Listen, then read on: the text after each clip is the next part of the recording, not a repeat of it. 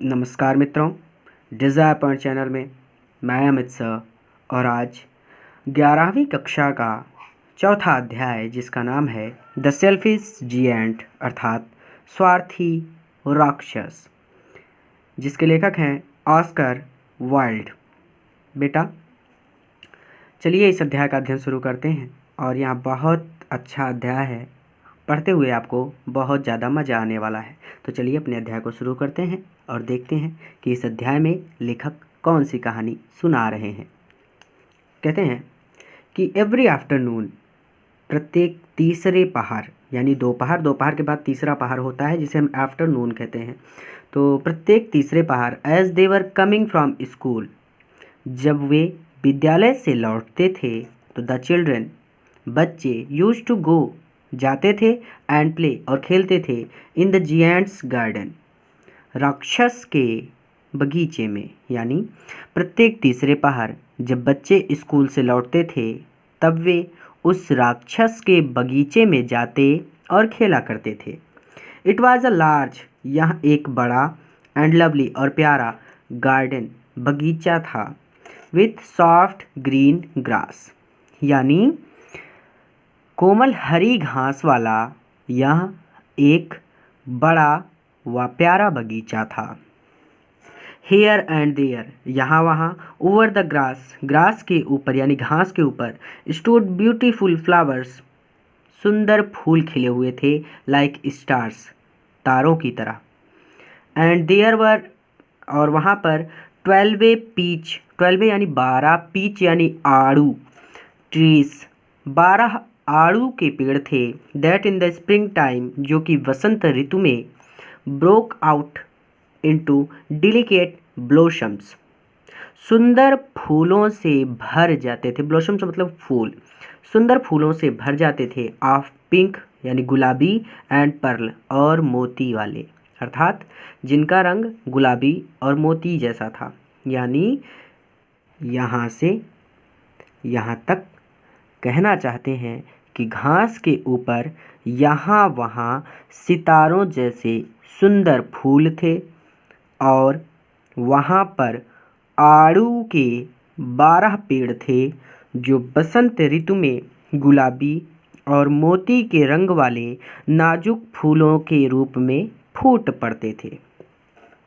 And in the ottoman, यानी हेमंत ऋतु में, bore rich fruits, इन पर सुंदर फलों की उगाते थे, यानी इन पर सुंदर फल उग आते थे या फिर भारी फलों से लद जाते थे। यानी हेमंत ऋतु में फलों की भारी, लाइट की वजह से थोड़ा प्रॉब्लम हो गई, यानी हेमंत ऋतु में फलों की भारी फसल से लद जाते थे। The birds sat on the trees, पंछी यानी पक्षी पेड़ों पर बैठते थे, एंड सैंग सो स्वीटली, और बहुत सुंदर गीत गाते थे, that children used to stop, इतना सुंदर गाते थे कि चिल्ड्रन यूज टू स्टॉप, बच्चे बंद कर देते थे, देयर गेम, यानी अपना खेल बंद कर देते थे, इन ऑर्डर टू लिसन, सुनने के लिए, ऑफ देम, उनके संगीत को। यानी पेड़ों पर पक्षी बैठ जाते और इतना मीठा गाना गाते कि उनको सुनने के लिए बच्चे अपना खेल रोक दिया करते थे। How happy we are here, हम यहाँ पर कितने खुश हैं, they cried to each other, वे एक दूसरे से चिल्ला कर कहते। चलिए आगे चलते हैं। वन डे, एक दिन, द जिएंट कम बैक, वह राक्षस वापस लौट आया। He had been to visited, वह गया हुआ था, हिज फ्रेंड, अपने मित्र के पास, द कॉर्निस ऑरे, यानी ओगरे, यानी वह अपने नरभक्षी मित्र कार्निस के पास गया हुआ था। And had stayed with him for 7 years, और उसके पास 7 वर्षों तक रुका रहा था। After the 7 years were over, जब 7 वर्ष बीत गए, he had said all that he had to say, उससे जो कुछ भी कहना था जब उसने उससे कह लिया, for his conversation was limited, क्योंकि वह बहुत कम बात करता था, and he determined to return to his own castle, यानी डिटरमाइंड, उसने निश्चय किया, टू रिटर्न, वापस लौटने का, टू हीज ओन कैस्टल, अपने किले में, यानी उसने अपने किले में वापस लौटने का निश्चय किया। व्हेन ही अराइव्ड, जब वह आया तो ही saw the children playing in the garden, तो उसने बच्चों को बगीचे में खेलते हुए देखा। यानी यहाँ से यहाँ तक पूरा कहूँ मिलाकर तो ऐसे कहा जाएगा कि एक दिन राक्षस वापस लौट आया।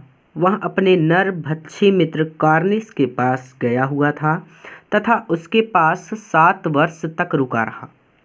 जब 7 वर्ष बीत गए और वह जो कुछ कहना चाहता था वह सब कह चुका, क्योंकि वह कम बातें करता था, तब उसने अपने स्वयं के किले पर लौटने का निश्चय किया। जब वह आया तो उसने बगीचे में बच्चों को खेलते हुए देखा। ठीक है। What are you doing here? तुम लोग यहाँ पर क्या कर रहे हो? He cried in a very gruff voice. वह अपनी भयंकर आवाज़ में चीखा। And the children ran away. और बच्चे भाग खड़े हुए। आगे चलते हैं। My own garden is my own garden.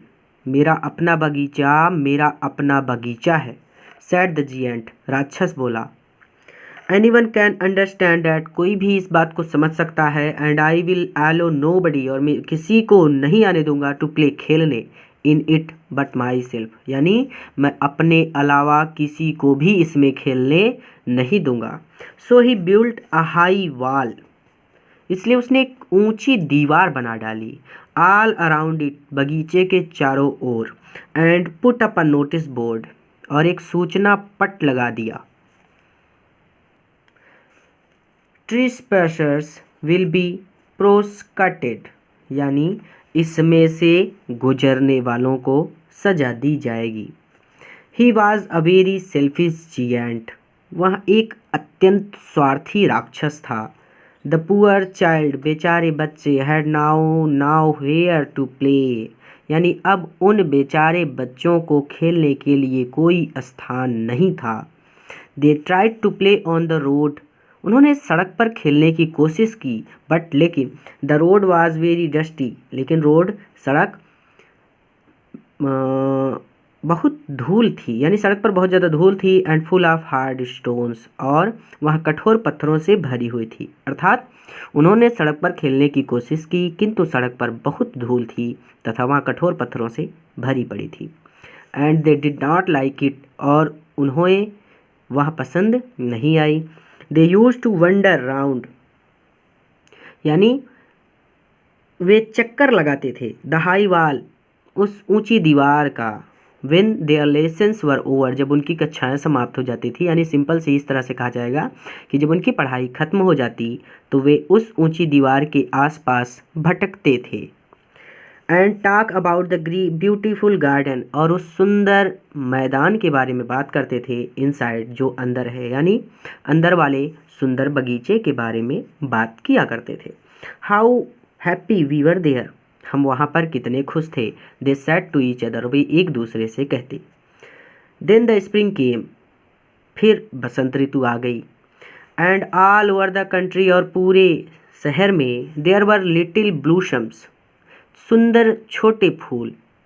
And और लिटिल बर्ड्स, और चिड़िया आ गई, यानी फिर बसंत ऋतु आ गई और सारे शहर में छोटे छोटे फूल और छोटी छोटी चिड़िया भर गई।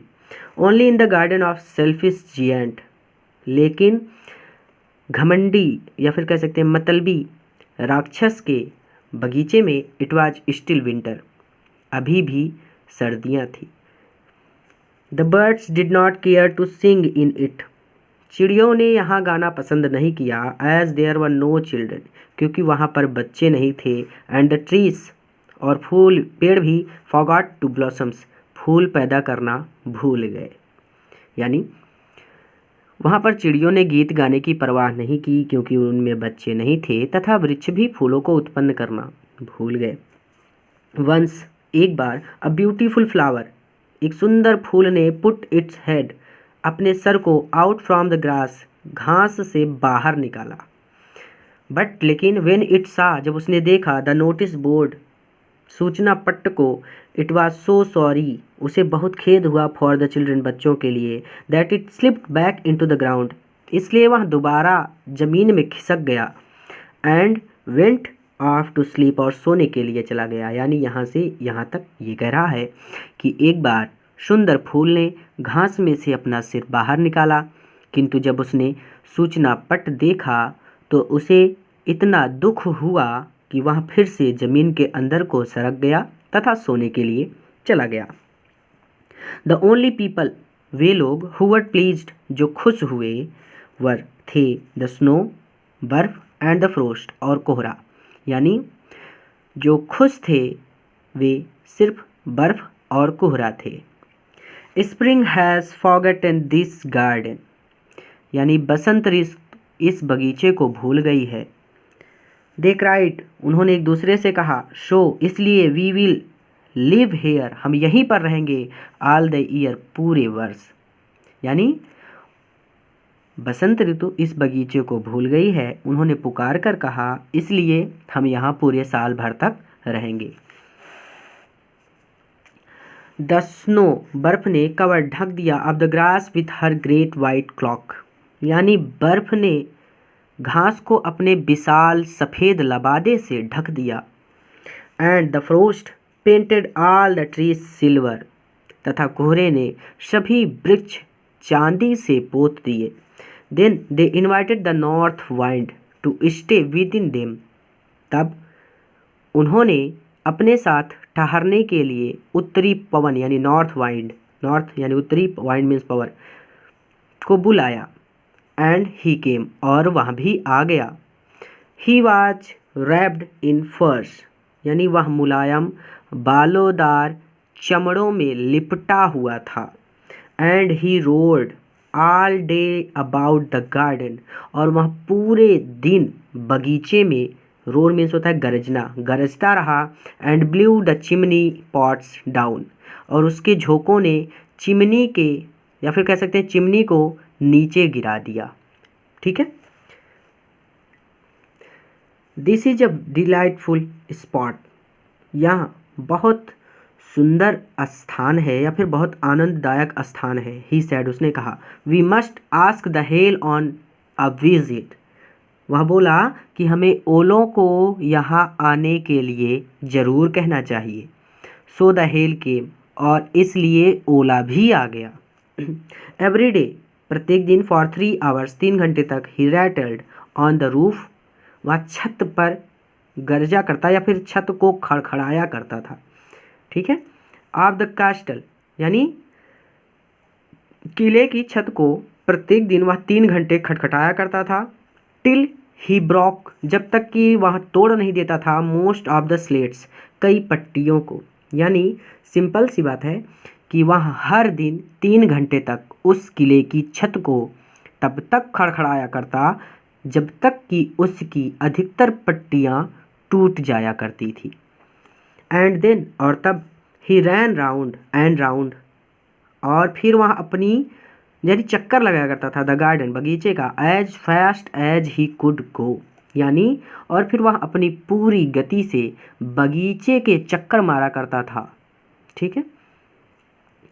आई कैन नॉट अंडरस्टैंड, मैं नहीं समझ सकता, यानी मैं समझ नहीं पा रहा हूँ। Why the spring is so let in coming, कि भाई ये बसंत आ क्यों नहीं रही, यानी कह सकते हैं कि मैं नहीं समझ पा रहा हूँ कि बसंत ऋतु आने में इतनी देर क्यों हो रही है। सैड द सेल्फिश जिएंट, मतलबी या फिर स्वार्थी राक्षस ने कहा। As he sat at the window and looked out at his cold white garden, यानी स्वार्थी राक्षस ने खिड़की में बैठते हुए और बाहर अपने ठंडे सफ़ेद बगीचे को देखते हुए कहा। आई होप, मुझे आशा है, there will be a change in the weather, यानी कि मुझे आशा है कि मौसम में परिवर्तन होगा। But spring never came nor the summer, किंतु ना तो बसंत ऋतु आई और ना ही ग्रीष्म ऋतु आई। द अटमन, अटमन मीन्स हेमंत ऋतु होती है, gave golden fruits to every garden, यानी हेमंत ने प्रत्येक बगीचे को सुनहरे फल दे दिए। But to the giant's garden the she gave none, लेकिन जियांट यानी राक्षस के गार्डन को यानी बगीचे को उसने एक भी फल नहीं दिया। He is too selfish, she said. She यानी हेमंत, उसने कहा कि ही इज टू सेल्फिश, वह बहुत स्वार्थी है। So it was always winter there, इसलिए वहाँ पर हमेशा सर्दी का ही मौसम रहेगा। एंड द नॉर्थ वाइंड, उत्तरी हवा, एंड द हेल, ओले, एंड द फ्रोस्ट, कोहरा, एंड द स्नो, बर्फ, danced about through the trees, यानी पेड़ों में होकर नाचते हैं। यानी यहाँ से यहाँ तक ये कहना चाहते हैं कि वह तो बहुत ही स्वार्थी है, हेमंत ने कहा, इसलिए वहाँ पर हमेशा जाड़े की ऋतु रहती थी तथा उत्तरी पवन और ओला और कोहरा और बर्फ वृक्षों में घुस घुस कर नाचा करते थे। तो मित्रों, आज के इस वीडियो में यहीं तक। इसके आगे अगले वीडियो में हम अध्ययन करेंगे। पार्ट 2 का लिंक आपको डिस्क्रिप्शन में मिल जाएगा। पूरा को पूरा वीडियो देखने के लिए बहुत बहुत धन्यवाद। आशा करते हैं आपको पसंद आया होगा। अगर पसंद आया है तो कमेंट कीजिएगा, चैनल को सब्सक्राइब कीजिएगा और वीडियो को लाइक कर दीजिएगा।